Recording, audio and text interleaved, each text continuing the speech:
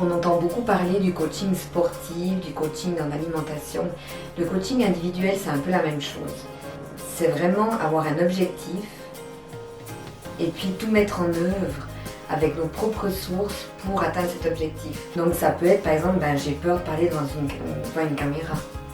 Donc vraiment, mon métier fait que je dois parler devant la caméra, mais je suis stressée, j'ai les mains moites, j'ai peur, je suis angoissée, je bégaye, j'arrive pas à trouver mes mots.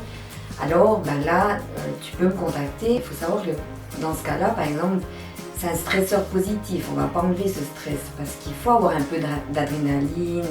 C'est normal d'être un petit peu angoissé de parler devant une caméra. Après, en questionnant et tout, on peut découvrir que, en fait, pourquoi tu as peur, comment t'expliques que tu as peur. Tu pourrais me dire, j'ai peur parce que je suis nulle en fait. On travaille un peu sans questionnant. Ça, ce serait une croyance limitante, on appelle ça dans le coaching. Ça te bloque en fait cette croyance. Je suis nulle, ça te bloque. Puis en fait, toi tu crois que tu es stressé, mais en fait, ce qui te bloque, c'est je suis nulle. Là, l'objectif, donc quand tu viens me voir, ce serait d'être plus stressé devant la caméra, de gérer ça en fait, gérer ce stress.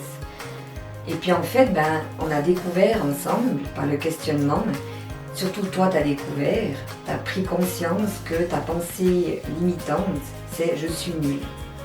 Donc on va travailler, on va remplacer cette croyance par exemple, je suis capable de, on va faire plusieurs exercices, tu vas faire plusieurs exercices.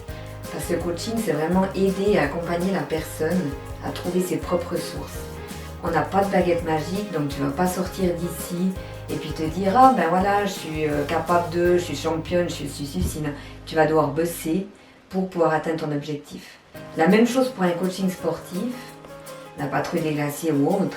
C'est pas parce que tu vas voir le coach sportif que tu es déjà à l'arrivée à Verbier.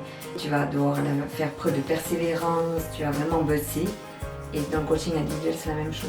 Tu peux venir aussi, moi j'aime bien aussi par rapport aux émotions. Les 4 émotions vitales qu'on a, c'est-à-dire la joie, la peur, la tristesse, la colère. Tu peux venir parce que tu peux dire très bien, moi je me mets tout le temps en colère, j'arrive pas à gérer ma colère. Je suis tout le temps triste, je suis tout le temps joyeuse. L'hystérie, c'est pas en venant ici que tu vas tout supprimer.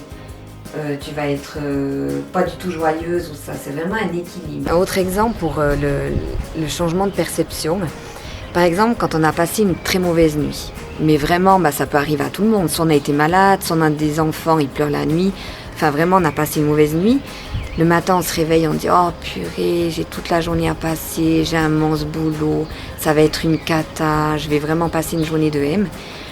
Et puis qu'est-ce qui va se passer ? La journée va vraiment mal se passer, tu vas rien manger, tu vas être grinchouillé avec tout le monde, tu vas être de mauvaise humeur, tu vas avoir que des pensées négatives. Tandis que on réveille le matin en changeant sa perception, c'est-à-dire se dire oui, effectivement, faut pas se mentir non plus. On a passé une mauvaise nuit. Oui, j'ai vraiment passé une mauvaise nuit. J'ai rien dormi, j'ai peut-être dormi 2 heures. Mais là, je vais prendre un bon café ou un bon jus ou n'importe. Et je vais passer quand même malgré tout une bonne journée parce que ce soir, je vais bien dormir. Et toute ta journée sera différente. Juste parce que tu as changé en 30 secondes ta perception, ça va te permettre de passer une bonne journée. Et comme une personne que j'ai eue en coaching tout au début m'avait dit mais c'est tellement simple, pourquoi les gens ils font pas ? Oui, c'est vrai, c'est simple. C'est vraiment simple à comprendre. Ce que j'aime beaucoup, c'est l'écoute et puis le partage avec les gens. Ouais. Et puis les motiver vraiment et leur faire cette prise de conscience et la découverte de toutes les ressources qu'ils ont, ça j'aime beaucoup.